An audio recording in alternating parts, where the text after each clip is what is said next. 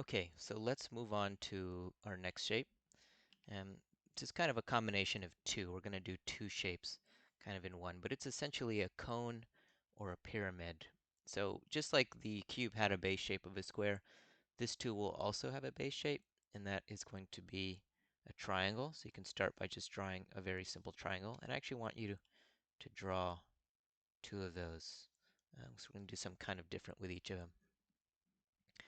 Essentially, for a pyramid, all you would need to do is add a line at this point right here, going a little bit diagonal, almost like you can even think of it as a 90-degree angle from this one. So something like this. And don't go too far, but it doesn't really matter. What you're going to do is then connect this line with this line, and that gives you something of a pyramid. You can adjust those angles, get it a little bit more accurate, but that's essentially the basic shape.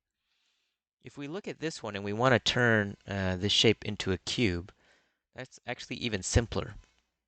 All we're going to do is alter this bottom line. So right now it's somewhat of a straight line. I didn't draw a perfect straight line, but it's somewhat of a straight line. And what we want to do actually is make that a curved line, like this. And what that does is it kind of represents that the bottom of this shape is actually a circle or an oval rather. And that's what gives it that cone quality. So if you could see the back, you would see that line, but of course you can't. So we'll just erase it and erase our initial line here. And now we have a cone that looks like this one. And again, this is the pyramid, which is very similar shape.